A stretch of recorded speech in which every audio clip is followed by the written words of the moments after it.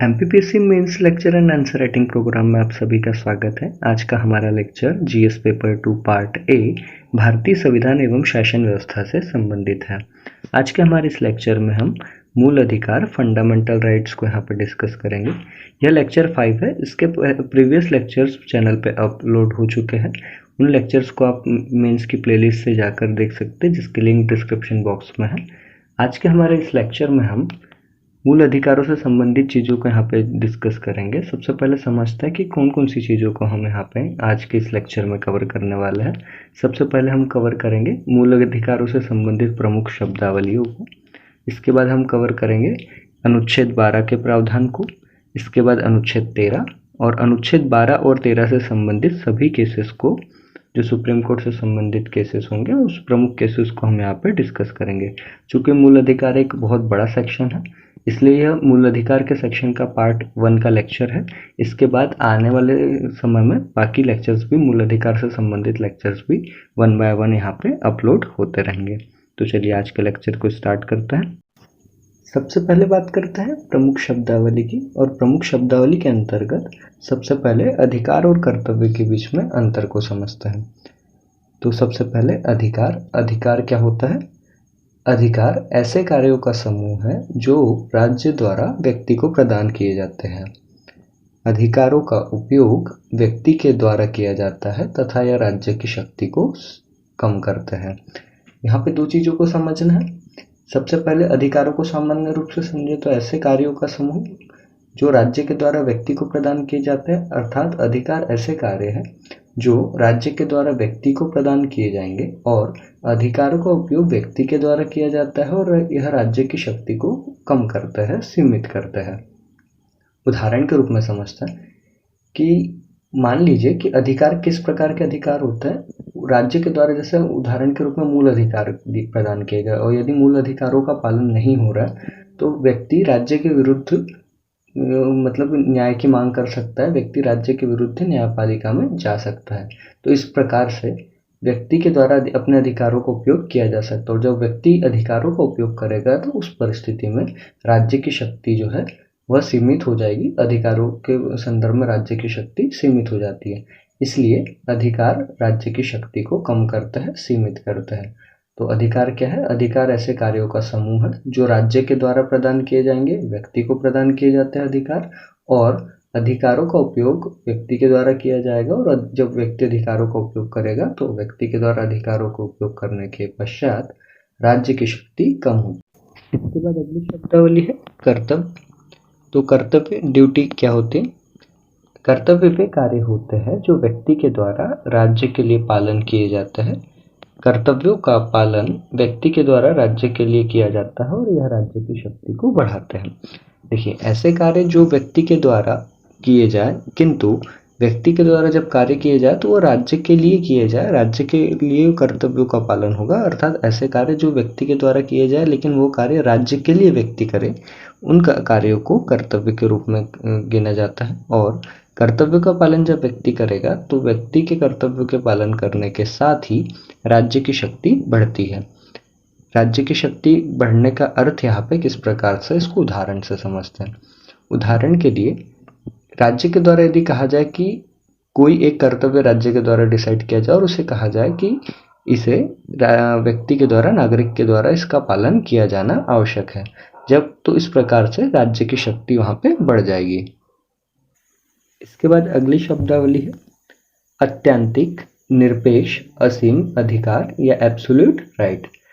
तो निरपेक्ष अधिकार या असीम अधिकार या अत्यंतिक अधिकार क्या होता है? एब्सोल्यूट राइट किसे कहा जाता है? ऐसे अधिकार जो बिना किसी शर्त के नागरिक को प्रदान किए जाते हैं उन्हें अत्यंतिक, निरपेक्ष या असीम अधिकारों के रूप में जाना जाता है। इसका अर्थ क्या?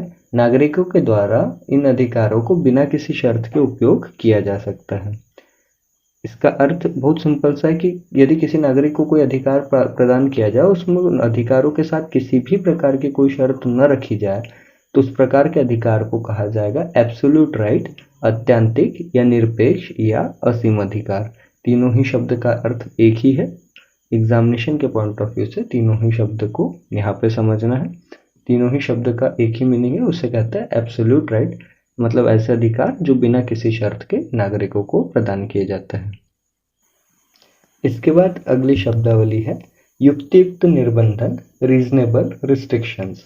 युक्तियुक्त निर्बंधन क्या है, इसको समझते हैं। ऐसे अधिकार जो कुछ नियम व शर्तों के अधीन प्रदान किए जाते हैं, इनके उपयोग के लिए उन नियमों व शर्तों का पालन करना आवश्यक होता है, उसे युक्तियुक्त निर्बंधन या रीजनेबल रिस्ट्रिक्शंस कहते हैं। इसके पहले हमने देखा था एब्सोल्यूट राइट, जिसमें किसी भी प्रकार की कोई शर्त नहीं थी और बिना शर्त के नागरिकों के द्वारा उन अधिकारों का पालन किया जा सकता था, उन अधिकारों का उपयोग किया जा सकता था। तो उसके ठीक विपरीत परिभाषा है युक्तियुक्त निर्बंधन की, रीजनेबल रिस्ट्रिक्शंस की। मतलब अधिकार तो मिलेंगे नागरिकों को, अधिकार इस के अनुरूप प्राप्त तो होंगे, लेकिन अधिकारों के साथ कुछ शर्तों का या कुछ नियमों का पालन करना आवश्यक होगा, कुछ नियमों को ध्यान में रखना होगा, कुछ शर्तों का पालन करना होगा। इस प्रकार की परिस्थितियों के साथ ही युक्तियुक्त निर्बंधन मतलब के साथ ही यहाँ पे मतलब चीजें प्रोवाइड की जा सकती है। बहुत सरल सा अर्थ है। यदि नागरिक के द्वारा नियमों या शर्तों का पालन नहीं किया जा रहा, उस परिस्थिति में नागरिक उस अधिकार का उपयोग नहीं कर सकता है। तो ऐसे अधिकार जो कुछ नियमों और शर्तों के अधीन प्रदान किए जाते हैं, उन्हें युक्तियुक्त निर्बंधन उससे प्राप्त अधिकार कहते हैं। इसके बाद नेक्स्ट है अधिकारों का निलंबन या सस्पेंशन। तो अधिकारों का निलंबन क्या है, इस शब्दावली का क्या अर्थ है? अधिकारों के निलंबन से अर्थ है किसी विशेष परिस्थिति में अधिकारों का लागू न हो पाना, विशेष स्थिति में नागरिकों द्वारा अपने अधिकारों का उपयोग का दावा नहीं किया जा सकता, नागरिक अपने उपयोग का दावा नहीं कर सकता है। इसको समझते हैं। देखिए, नागरिकों के पास अधिकार तो है और अधिकार होने का अर्थ ही है नागरिक अपने अधिकार का उपयोग करेंगे।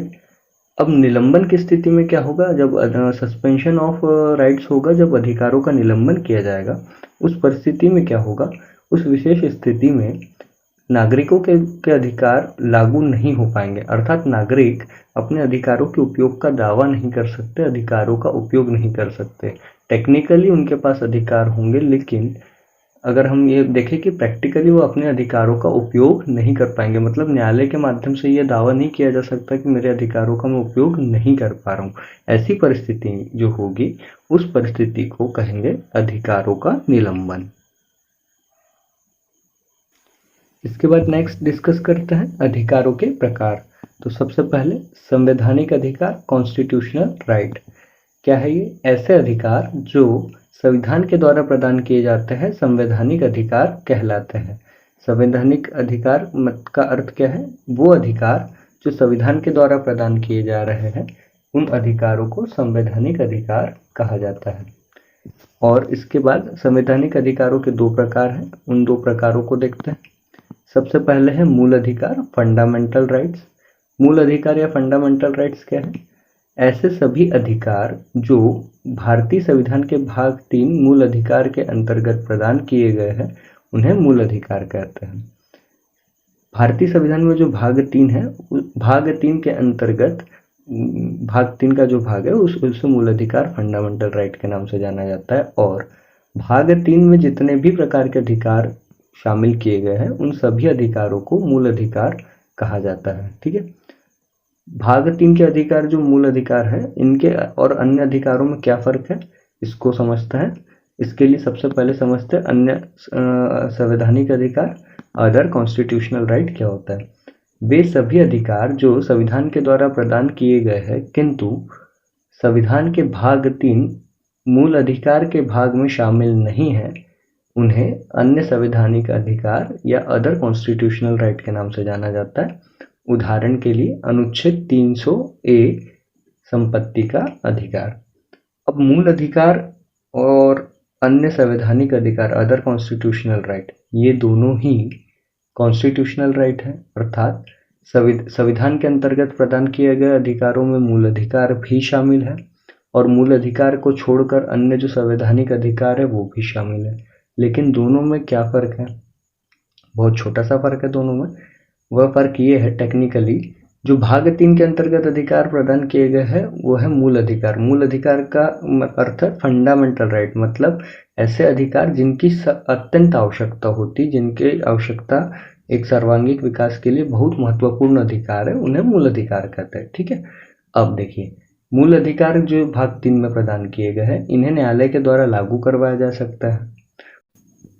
अन्य संवैधानिक अधिकार, अदर कॉन्स्टिट्यूशनल राइट क्या है? वे अधिकार जो मूल अधिकार के भाग से अलग है, भाग 3 में जिनको शामिल नहीं किया गया है। तो भाग 3 के बाहर जितने भी अधिकार है जो संविधान के अंतर्गत प्रदान किए गए, संविधान के माध्यम से नागरिकों को प्रदान होते हैं, वे सभी अधिकार अदर कॉन्स्टिट्यूशनल राइट्स या अन्य संवैधानिक अधिकारों की श्रेणी में शामिल हो जाएंगे। इसके बाद अधिकारों के दूसरे भाग को समझते हैं, गैर संवैधानिक अधिकार, नॉन कॉन्स्टिट्यूशनल राइट। तो नॉन कॉन्स्टिट्यूशनल राइट या गैर संवैधानिक अधिकार किस प्रकार के अधिकार होते हैं? ऐसे अधिकारों को संविधान के द्वारा प्रदान नहीं होते हैं और गैर संवैधानिक अधिकार कहलाते हैं। मतलब यह अधिकार नागरिकों को अधिनियम या कार्यपालिका के आदेश के द्वारा प्राप्त होते हैं। तो ऐसे सभी अधिकार जो नागरिकों को संविधान के माध्यम से प्राप्त नहीं होते हैं उन्हें गैर संवैधानिक अधिकार या नॉन कॉन्स्टिट्यूशनल राइट कहा जाता है। तो ये अधिकार जब संविधान के माध्यम से प्राप्त नहीं हो रहा है तो ये अधिकार कहाँ से प्राप्त होंगे?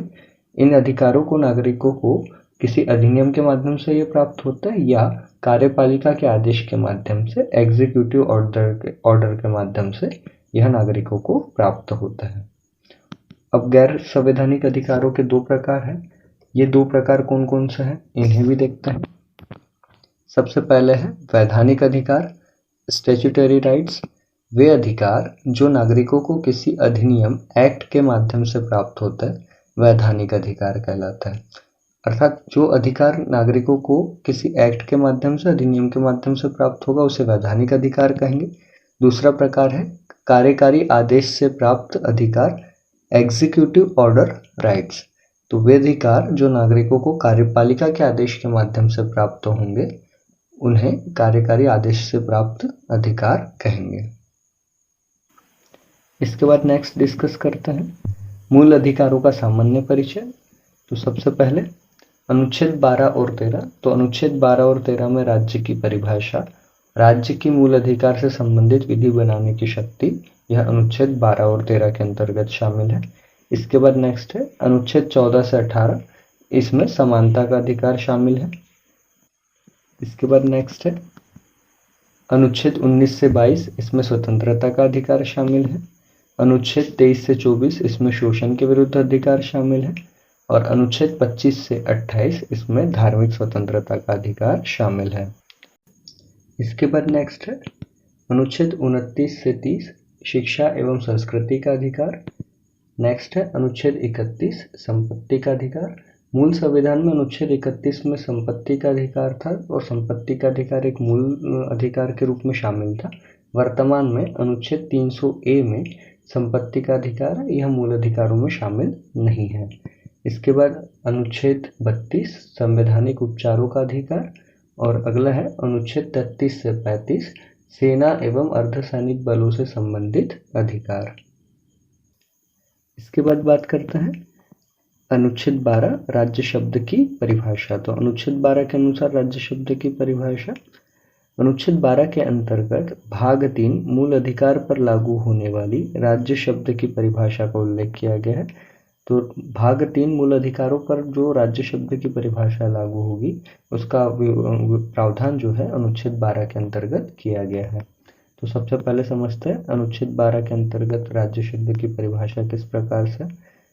तो अनुच्छेद 12 के अनुसार राज्य शब्द की परिभाषा के अंतर्गत भारत की संसद, भारत की सरकार, राज्यों की सरकारें, राज्य विधानमंडल, स्थानीय प्राधिकारी एवं अन्य प्राधिकारी आदि शामिल होते हैं। यहाँ पे स्थानीय प्राधिकारी का अर्थ है ग्राम पंचायत, नगर पालिका, नगर निकाय, जो लोकल बॉडीज, अथॉरिटी बॉडीज होती है वो। अन्य प्राधिकारी में अदर अथॉरिटीज जैसे राष्ट्रीयकृत बैंक हो गई, ONGC जैसी PSU हो गई, या इसी के साथ में LIC इनको भी शामिल किया जाता है। तो यह सभी की सभी चीजें, उपरोक्त जो चीजें दिख रही है वो सभी राज्य शब्द की परिभाषा के अंतर्गत शामिल होगी अनुच्छेद 12 के अंतर्गत, और यह भाग 3 मूल अधिकार के अंतर्गत राज्य शब्द की परिभाषा है। राज्य शब्द की परिभाषा यहाँ की आवश्यकता यहाँ पे क्यों है, इसको सरल शब्दों में समझे तो मूल अधिकार जो है वो राज्य के विरुद्ध दावे है, अर्थात नागरिक के द्वारा मूल अधिकारों का उल्लंघन होने पर राज्य के विरुद्ध दावा किया जा सकता है। तो इस स्थिति में मूल अधिकारों के उल्लंघन की स्थिति में राज्य के विरुद्ध यदि दावा करना है तो नागरिक किसके मतलब विपरीत दावा करेगा, कि उसके लिए राज्य शब्द की परिभाषा की आवश्यकता है। इसीलिए राज्य शब्द की परिभाषा के अंतर्गत स्पष्ट किया गया है कि राज्य शब्द की परिभाषा में भारत की सरकार, भारत की संसद, राज्यों की सरकारें, राज्य विधानमंडल, स्थानीय प्राधिकारी एवं अन्य प्राधिकारी, यह सभी राज्य की परिभाषा में शामिल होंगे, अर्थात नागरिक मूल अधिकारों के उल्लंघन की स्थिति में राज्य की परिभाषा के अनुरूप यहाँ पे उनके विरुद्ध दावे कर सकता है। इसके बाद नेक्स्ट अब डिस्कस करते हैं। एक प्रश्न है कि कोई संस्था या निजी कंपनी राज्य है या नहीं है, अर्थात किसी संस्था या निजी कंपनी को राज्य शब्द की परिभाषा में शामिल किया जाएगा या नहीं किया जाएगा। तो इसका उच्चतम न्यायालय ने सुप्रीम कोर्ट की व्याख्या के अनुसार यदि कोई संस्था या निजी कंपनी या एजेंसी राज्य की संस्था के रूप में कार्य कर रही है वो, तो उसे अनुच्छेद 12 के अंतर्गत राज्य माना जाएगा। अर्थात यदि कोई संस्था है या कोई निजी कंपनी है या कोई एजेंसी है जो राज्य की संस्था के रूप में कार्य कर रही हो, तो उस परिस्थिति में उस कंपनी को, चाहे वो निजी कंपनी हो या निजी संस्था हो या निजी एजेंसी हो, उसकी इतना होने के पश्चात भी उसे राज्य की परिभाषा के अंतर्गत, अनुच्छेद 12 के अंतर्गत राज्य की परिभाषा में माना जाएगा। चूंकि राज्य की परिभाषा के अंतर्गत निजी कंपनी का विवरण नहीं था, किंतु उच्चतम न्यायालय सुप्रीम कोर्ट की व्याख्या के अनुसार राज्य की परिभाषा के अंतर्गत अनुच्छेद 12 की जो राज्य की परिभाषा है उसमें निजी कंपनी शामिल होगी। परिस्थिति बस एक है कि निजी कंपनी को बतौर राज्य की संस्था के रूप में कार्य करना आवश्यक होगा। इसके बाद नेक्स्ट डिस्कस करते हैं। प्रश्न है न्यायपालिका राज्य है या नहीं, क्योंकि अनुच्छेद 12 के परिस्थिति में न्यायपालिका को वहां पे शामिल नहीं किया गया है, तो यह प्रश्न है। तो न्यायपालिका राज्य है या नहीं, इसकी जानकारी सुप्रीम कोर्ट के निर्णय के माध्यम से प्राप्त होती है। 2 सुप्रीम कोर्ट के निर्णय हैं और इन निर्णयों के माध्यम से जानकारी प्राप्त होती है कि न्यायपालिका को राज्य माना जाए या न माना जाए। तो चलिए इन निर्णय को देखते हैं। सबसे पहला केस है नरेश श्रीधर मिर्जाकर बनाम महाराष्ट्र राज्य, 1966 का यह केस है। इस केस में 9 जजों की संविधान पीठ ने अपना निर्णय दिया था, और यह निर्णय क्या था, सुप्रीम कोर्ट का निर्णय यहाँ पर डिस्कस करते हैं। निर्णय था कि सुप्रीम कोर्ट का निर्णय था कि न्यायपालिका को राज्य मानने का कोई औचित्य नहीं है, क्योंकि उसके विरुद्ध कार्यवाही के लिए भी न्यायपालिका के पास ही जाना पड़ेगा। चूंकि मूल अधिकारों के संरक्षक के रूप में न्यायपालिका ही होती है, न्यायपालिका के द्वारा ही, न्यायालय के द्वारा ही मूल अधिकारों के उल्लंघन की स्थितियों में मूल अधिकारों को लागू करवाया जाता है। तो इस प्रकार से इस चीज को ध्यान में रखते हुए सुप्रीम कोर्ट के इस निर्णय में कहा गया है कि न्यायपालिका को राज्य मानने का कोई औचित्य नहीं है, क्योंकि न्यायपालिका उसके विरुद्ध, अर्थात न्यायपालिका के विरुद्ध कार्यवाही के लिए भी न्यायपालिका के ही पास जाना होगा। इसके बाद अगला केस है अब्दुल रहमान अंतुले बनाम आर.एस. नायक, 1988 का यह केस है। इस केस के अनुसार क्या है, इस केस में 7 जजों की संविधान पीठ ने अपना निर्णय दिया था, और सुप्रीम कोर्ट का जो निर्णय था वो इस प्रकार था कि न्यायपालिका को अनुच्छेद 12 की परिभाषा के अनुसार राज्य माना जाना चाहिए। अच्छा, अर्थात अनुच्छेद 12 में जो मूल अधिकारों के भागों के लिए राज्य की परिभाषा दी गई है, अब्दुल रहमान अंतुले बनाम आर.एस. नायक 1988 केस के सुप्रीम कोर्ट के निर्णय के अनुसार इसमें न्यायपालिका को अनुच्छेद 12 के अंतर्गत राज्य माना जाना चाहिए, यह निर्णय दिया गया था। अब देखिए यहाँ पे एक बात समझने लायक है कि नरेश श्रीधर मिर्जाकर बनाम महाराष्ट्र राज्य में न्यायपालिका को राज्य नहीं माना गया था, जबकि इसके ठीक विपरीत निर्णय अब्दुल रहमान अंतुले बनाम आर.एस. नायक केस में 1988 में आया, और सुप्रीम कोर्ट ने इस केस में न्यायपालिका को राज्य माना। तो अब इस प्रकार से न्यायपालिका राज्य है या नहीं है, क्योंकि दोनों ही निर्णय विपरीत है। तो अब निष्कर्ष की बात करते हैं कि निष्कर्ष क्या है। संविधान से संबंधित विषयों में एक ही विषय पर अलग अलग संख्या वाली संविधान पीठ के निर्णय में बड़ी संविधान पीठ का निर्णय मान्य होता है। न्यायपालिका राज्य है या नहीं, इस विषय पर अब तक की सबसे बड़ी पीठ नरेश श्रीधर मिर्जाकर बनाम महाराष्ट्र राज्य 1966 में 9 जजों की संवैधानिक पीठ है। देखिए, यहाँ पे एक चीज़ को समझना है कि जब भी इस प्रकार की परिस्थिति होगी कि संविधान के किसी विषय के ऊपर अलग अलग केसेस में अलग अलग पीठ ने अलग अलग निर्णय दिया है और विपरीत निर्णय की भी स्थिति यदि हो, तो उस परिस्थिति में जो सबसे बड़ी संवैधानिक पीठ होती है उसका निर्णय मान्य होता है। इसका अर्थ है कि इससे बड़ी यदि संवैधानिक पीठ हो और वो जो निर्णय दे उसके बाद में वह निर्णय मान्य होगा। तो न्यायपालिका के राज्य है या नहीं है, इस विषय में अब तक की सबसे बड़ी संवैधानिक पीठ जो है नरेश श्रीधर मिर्जाकर बनाम महाराष्ट्र राज्य 1966 में यह जो केस था, इसमें 9 जजों की संवैधानिक पीठ ने निर्णय दिया था।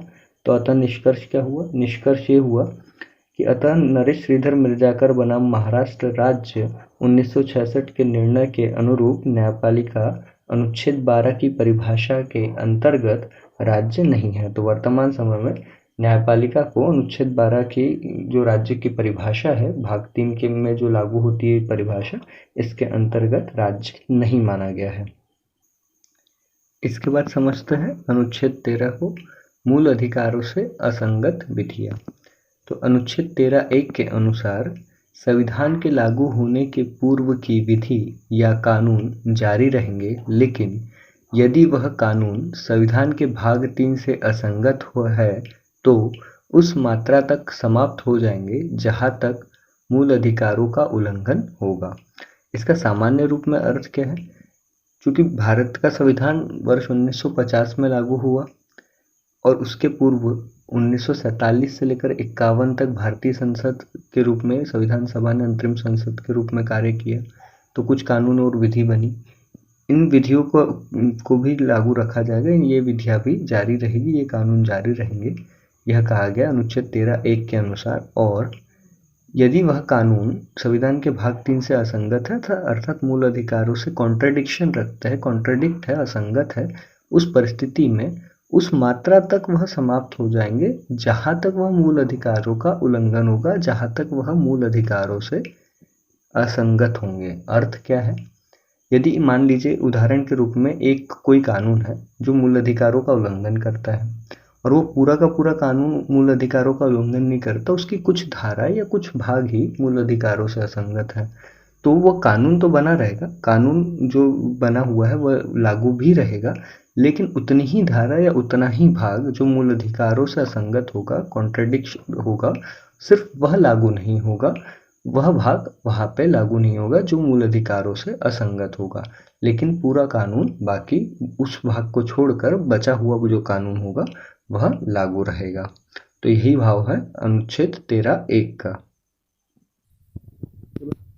13(2) को डिस्कस करते हैं। अनुच्छेद 13(2) के अनुसार होने के बाद की विधि या कानून वह संविधान के भाग 3 से असंगत है तो उस मात्रा तक समाप्त हो जाएंगे जहां तक मूल अधिकारों का उल्लंघन। अनुच्छेद 13(1) संविधान के पूर्व जितनी विधियां लागू हुई थी उसकी बात करता है। अनुच्छेद 13(2) में संविधान के लागू होने के बाद की विधियों के लिए यहाँ पे प्रावधान किया गया है। तो संविधान के बाद लागू होने के बाद जितनी भी यदि मान के चलिए इस प्रकार की परिस्थिति संविधान के भाग 3 अर्थात मूल अधिकारों से कोई विधि असंगत है तो उस मात्रा तक वह विधि समाप्त हो जाएगी जितना भाग मूल अधिकारों से असंगत होगा, कॉन्ट्रडिक्ट होगा, बाकी विधि पूरी लागू रहेगी, उस भाग को छोड़कर बाकी विधि का जो भाग है वह लागू रहेगा। इसके बाद अनुच्छेद 13(3) को देखते हैं। अनुच्छेद 13(3) के अंतर्गत विधि शब्द का अर्थ का प्रावधान दिया गया है। तो अभी तक जो विधि शब्द या कानून शब्द की बात हो रही थी उसका अर्थ का प्रावधान अनुच्छेद 13(3) में है। तो अनुच्छेद 13(3) के अनुसार विधि शब्द के अर्थ में अध्यादेश, ऑर्डिनेंस, आदेश, ऑर्डर, उपविधि, बायलॉ, अधिनियम, एक्ट, रूल, नियम, विनियम, रेगुलेशन, अधिसूचनाएं, नोटिफिकेशन शामिल होंगे। मतलब अनुच्छेद 13(3) के अनुसार विधि शब्द के अर्थ में कौन कौन सी चीजें को शामिल किया गया है। सबसे पहले अध्यादेश को शामिल किया गया है, ऑर्डर को शामिल किया है, आदेश को, उपविधि को, अधिनियम को, नियम को, विनियम को अर्थात रेगुलेशंस को, अधिसूचनाओं को, नोटिफिकेशन को यहाँ पे शामिल किया है। यहाँ पे एक ध्यान देने वाली बात यह है कि अनुच्छेद 13(3) के अंतर्गत विधि शब्द की परिभाषा में संविधान संशोधन अधिनियम इस शब्द को शब्दशः शामिल नहीं किया गया है। यहाँ पे देखें, विधि शब्द की परिभाषा में अध्यादेश शामिल है, आदेश शामिल है, उपविधि शामिल है, अधिनियम, नियम, विनियम, अधिसूचना सब कुछ शामिल है, लेकिन संविधान संशोधन अधिनियम शब्द को शब्दशः शामिल नहीं किया गया है। इसके बाद देखते हैं अनुच्छेद 13(4). तो अनुच्छेद 13(4) को 24वें संविधान संशोधन 1971 के माध्यम से यहाँ पर भारतीय संविधान में शामिल किया गया था, जोड़ा गया था। तो अनुच्छेद 13(4) का संबंध कहाँ से? अनुच्छेद 13(4) का संबंध विधि शब्द की परिभाषा और संविधान संशोधन से यह अनुच्छेद शामिल हो जाता है, यह संबंधित है।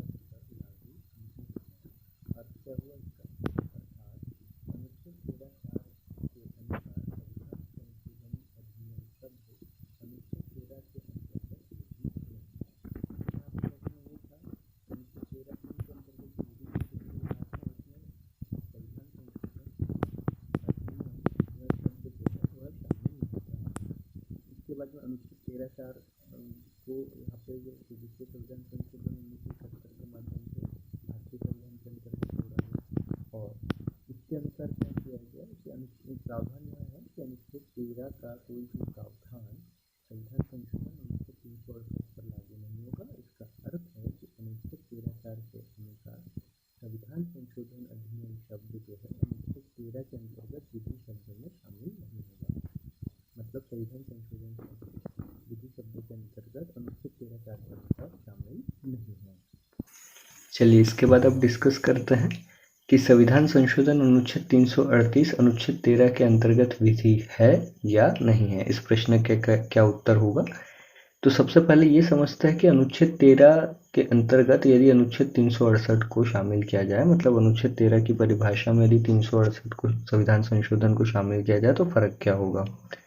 तो संविधान संशोधन अनुच्छेद 338 के अनुच्छेद 13 के अधीन विधि होने या न होने से संसद की मूल अधिकारों में संशोधन की शक्ति प्रभावित होती है। देखिए, अनुच्छेद 368 के अंतर्गत संविधान संशोधन का प्रावधान शामिल है और अनुच्छेद 13 के अंतर्गत यदि संविधान संशोधन शब्द को शामिल, अधिनियम शब्द को शामिल कर दिया जाएगा तो संसद की शक्ति कम हो जाएगी और यदि शब्द को शामिल नहीं किया जाएगा उस परिस्थिति में संसद की मूल अधिकारों के अंतर्गत संशोधन करने की शक्ति बढ़ जाएगी। इसलिए यह प्रश्न महत्वपूर्ण हो जाता है कि संविधान संशोधन अधिनियम शब्द को, मतलब अनुच्छेद 368 को अनुच्छेद 13 के अधीन विधि माना जाए या न माना जाए, यह प्रश्न महत्वपूर्ण हो जाता है। तो इससे जुड़ी हुई चीजें क्या है? संविधान संशोधन अनुच्छेद 368 अनुच्छेद 13 के अधीन विधि है या नहीं, इस विषय पर उच्चतम न्यायालय सुप्रीम कोर्ट के द्वारा 4 अलग अलग केसों में अपना निर्णय दिया गया है। 4 अलग अलग केसेस थे, 4 अलग अलग केसेस में सुप्रीम कोर्ट ने अपना इस विषय पर निर्णय दिया है। तो सबसे पहले एक एक करके उन केसेस को देखते हैं। सबसे पहले है शंकरी प्रसाद बनाम भारत संघ 1951। इसमें सुप्रीम कोर्ट ने अपना निर्णय क्या दिया था? सुप्रीम कोर्ट के निर्णय के अनुसार संविधान संशोधन अनुच्छेद 368 अनुच्छेद 13 के अंतर्गत विधि के रूप में शामिल नहीं है, अर्थात संसद संविधान संशोधन से मूल अधिकारों में संशोधन कर सकती है। तो शंकरी प्रसाद बनाम भारत संघ केस में सुप्रीम कोर्ट का निर्णय यह है कि अनुच्छेद 368 संविधान संशोधन अनुच्छेद 13 के अंतर्गत विधि शब्द की परिभाषा में शामिल नहीं है, अर्थात संसद संविधान संशोधन के माध्यम से मूल अधिकारों के अंतर्गत संशोधन कर सकती है, यह शक्ति संसद को प्राप्त है। इसके बाद दूसरा केस है सज्जन सिंह बनाम भारत संघ 1965, इसमें सुप्रीम कोर्ट का क्या निर्णय है? तो इस केस में सुप्रीम कोर्ट का निर्णय है, इस निर्णय में उच्चतम न्यायालय ने शंकरी प्रसाद केस के फैसले को बनाए रखा, अर्थात संसद संविधान संशोधन से मूल अधिकारों में संशोधन कर सकती है। तो वही निर्णय यहाँ पे फिर से बनाए रखा गया जो शंकरी प्रसाद केस में निर्णय दिया था। वही निर्णय सज्जन सिंह बनाम भारत संघ में 1965 के केस में सुप्रीम कोर्ट ने उसे रिपीट किया। संसद संविधान संशोधन के माध्यम से मूल अधिकारों में संशोधन कर सकती है। इसके बाद तीसरा केस है गोलकनाथ बनाम भारत संघ 1967। इसमें सुप्रीम कोर्ट ने क्या निर्णय दिया? सुप्रीम कोर्ट के निर्णय के अनुसार अनुच्छेद 13(3) में शामिल विधि शब्द की परिभाषा में सभी विधियां शामिल है। अनुच्छेद 368 इसका अपवाद नहीं है, अर्थात अनुच्छेद 13 में संविधान संशोधन अनुच्छेद 368 शामिल है। तो इसका सरल शब्दों में अर्थ क्या हुआ कि अनुच्छेद 13(3) के अंतर्गत जो विधि शब्द की परिभाषा है, इसमें सभी प्रकार की विधियां शामिल होती है और सभी प्रकार की विधियों में संविधान संशोधन अधिनियम को भी शामिल किया जाएगा, अर्थात अनुच्छेद 368 भी अनुच्छेद 13 के अंतर्गत शामिल है। तो इस प्रकार से गोलकनाथ बनाम भारत संघ 1967 केस में सुप्रीम कोर्ट ने अनुच्छेद 13 के अंतर्गत अनुच्छेद 368 को विधि माना है। इसके साथ ही सुप्रीम कोर्ट ने एक और चीज यहाँ पे ऐड की थी, वो थे गोलकनाथ बनाम भारत संघ 1967 में सुप्रीम कोर्ट के निर्णय के अनुसार संसद मूल अधिकारों में कटौती नहीं कर सकती है और न ही अधिकार वापस ले सकती है। यहाँ पे ध्यान देने वाली बात है कि चूंकि संविधान संशोधन अनुच्छेद 368 को अनुच्छेद 13(3) के अंतर्गत विधि माना है, तो इस प्रकार से गोलकनाथ बनाम भारत संघ 1967 के अनुरूप सुप्रीम कोर्ट का जो निर्णय है उसके अनुरूप संसद मूल अधिकारों में कटौती नहीं कर सकती है, मूल अधिकारों को किसी भी प्रकार से कम नहीं कर सकती है और न ही संसद मूल अधिकारों को वापस ले सकती है। मूल अधिकार एक बार अधिकार प्रदान करने के बाद उस अधिकार को पुनः वापस संसद के द्वारा नहीं लिया जा सकता है। यह निर्णय गोलकनाथ बनाम भारत संघ 1967 में सुप्रीम कोर्ट के द्वारा प्रदान किया गया था। चलिए अब समझते हैं इसके बाद क्या हुआ। इसके पश्चात क्या हुआ? गोलकनाथ बनाम भारत संघ 1967 के फैसले के बाद संसद के द्वारा 24वां संविधान संशोधन 1971 पारित किया और जिसके अनुसार संविधान संशोधन अधिनियम अनुच्छेद 368 को अनुच्छेद 13 के अंतर्गत विधि नहीं माना। गोलकनाथ बनाम भारत संघ केस में अनुच्छेद 368 संविधान संशोधन को अनुच्छेद 13 के अंतर्गत विधि माना गया था। गोलकनाथ बनाम भारत के संघ का जो केस का जो फैसला है वो 1967 में आया था और संसद ने क्या किया, 24वां संविधान संशोधन 1971 में पारित किया और इस संविधान संशोधन से जो प्रावधान जोड़ा वो कौन सा प्रावधान था कि अनुच्छेद 13(4) को यहाँ पे शामिल किया गया और अनुच्छेद 13(4) के अनुसार संविधान संशोधन अनुच्छेद 368 अनुच्छेद 13 के अंतर्गत विधि में शामिल नहीं है। इसके बाद नेक्स्ट जो केस था वो था केशवानंद भारती बनाम केरल राज्य 1973।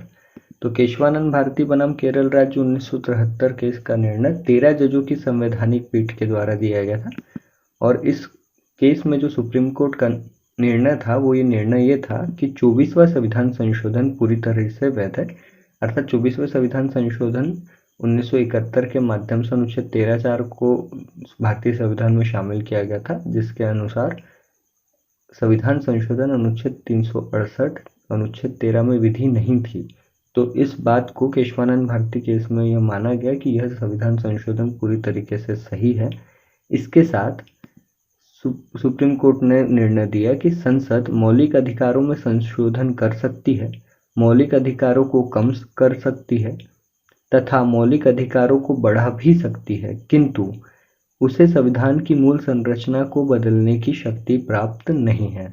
यहाँ पे जो केशवानंद भारती बनाम केरल राज्य केस के निर्णय के अनुसार संसद मौलिक अधिकारों में संशोधन कर सकती है, मौलिक अधिकारों में संशोधन करने के साथ साथ उसमें उसे कम भी कर सकती है, मौलिक अधिकारों को बढ़ा भी सकती है, किंतु संसद को संविधान की मूल संरचना को बदलने का अधिकार प्राप्त नहीं होगा। संसद संविधान की मूल संरचना को बदल नहीं सकती है। अर्थात संविधान संशोधन कर संसद जो है अधिकारों में तो संशोधन कर सकती है, मूल अधिकारों में, किंतु संविधान की मूल संरचना में किसी भी प्रकार का कोई भी परिवर्तन नहीं कर सकती है। तो आइए सबसे पहले समझते हैं कि मूल संरचना या मूल ढांचा क्या है। तो केशवानंद भारती केस के माध्यम से 1973 में सुप्रीम कोर्ट ने संविधान की मूल संरचना का यहाँ पे कंसेप्ट दिया था या अवधारणा उसी समय से आई। मूल संरचना का अर्थ सरल शब्दों में समझे तो सरल शब्दों में मूल संरचना का अर्थ है ऐसे सभी तत्व जिनके संविधान में उपस्थित न होने से संविधान अर्थहीन हो जाएगा, महत्वहीन हो, या जिस उद्देश्य से संविधान को बनाया गया है वह उद्देश्यहीन हो जाए। इस प्रकार के तत्वों को जो संविधान की मूल संरचना में शामिल किया जाता है। तो मतलब ऐसे तत्व जिनका संविधान में उपस्थित होना संविधान के अर्थपूर्ण होने के लिए, अर्थात जो संविधान जिस प्रकार से बनाया गया है, जिस उद्देश्य से बनाया गया है, उस उद्देश्य को बनाए रखने के लिए संविधान में उन तत्वों का होना आवश्यक है, उन्हें संविधान की मूल संरचना में शामिल किया गया। इसके बाद के नेक्स्ट लेक्चर में संविधान की मूल संरचना से जुड़ा हुआ ही लेक्चर होगा, जिसमें सभी तत्वों को यहाँ पे एक एक करके डिटेल में डिस्कस किया जाएगा। अभी फिलहाल यहाँ पे यह समझता है कि संसद केशवानंद भारती केस के बाद में क्या परिवर्तन हुआ और किस प्रकार से चीज़ें यहाँ पे बदली। तो केशवानंद भारती केस चूँकि 13 जजों की संवैधानिक पीठ थी और सबसे बड़ी संवैधानिक पीठ थी, तो अब तक का जो जितने भी जजेस का फैसला था वह सबसे बड़ा फैसला केशवानंद भारती केस में 13 जजों की पीठ के माध्यम से, संवैधानिक पीठ के माध्यम से दिया गया। और एक ही विषय पर यदि बार बार अलग अलग पीठ के माध्यम से निर्णय दिया जाता है, अलग अलग कॉन्स्टिट्यूशनल बेंच के माध्यम से, तो जो सबसे बड़ी कॉन्स्टिट्यूशनल बेंच होती है उसका निर्णय मान्य होता है। तो यहाँ पे यदि बात की जाए कि अनुच्छेद 368 जो संविधान संशोधन है, वह संविधान संशोधन अनुच्छेद 13 के अंतर्गत विधि है या नहीं है, तो इसका आंसर होगा अनुच्छेद 368 संविधान संशोधन जो है अनुच्छेद 13 के अंतर्गत विधि नहीं है, क्योंकि 24वां संविधान संशोधन 1971 पूरी तरीके से केशवानंद भारती केस में वैध माना गया, इसे उचित माना गया है। और संसद मूल अधिकारों में संशोधन कर सकती है, मूल अधिकारों को कम कर सकती है, बढ़ा भी सकती है, किंतु संसद संविधान की मूल संरचना को बदलने की शक्ति संसद को नहीं है। संसद संविधान की मूल संरचना को बदल नहीं सकती है।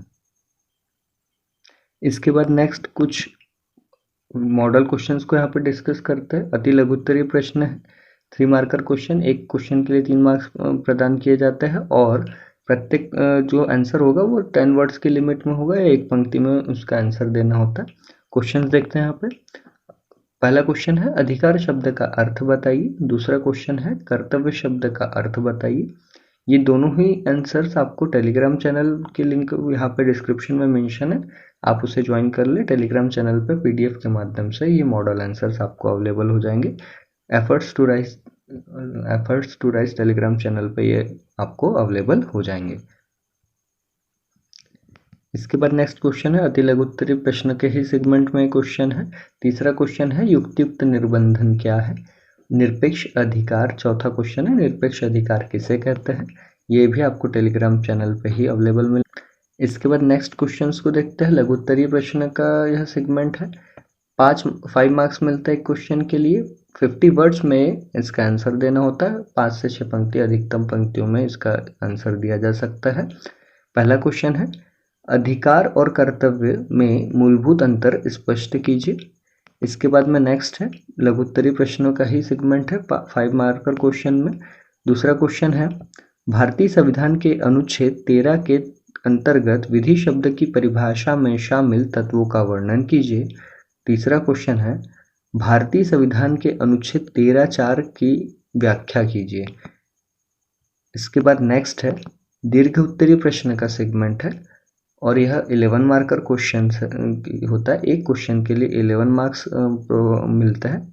मैक्सिमम जो वर्ड लिमिट है वो 200 वर्ड्स की है। क्वेश्चन है क्या भारतीय संसद मूल अधिकारों में संशोधन कर सकती है, विस्तार पूर्वक समझाइए। और यह मॉडल आंसर, ये सभी मॉडल आंसर क्वेश्चन जितने भी हमने यहाँ पे डिस्कस किए, इनके मॉडल आंसर आपको टेलीग्राम चैनल पे मिल जाएंगे। आपको efforts to rise Telegram channel को आप ज्वाइन कर लेंगे, वहाँ से एक ही पीडीएफ में ये आंसर्स आपको प्रोवाइड हो जाएंगे। लेक्चर पसंद आया हो तो लेक्चर को लाइक करें, शेयर करें और चैनल को सब्सक्राइब करना ना भूलें ताकि सबसे पहले अपडेटेड इन्फॉर्मेशन आप तक पहुंच सके। Thanks for watching.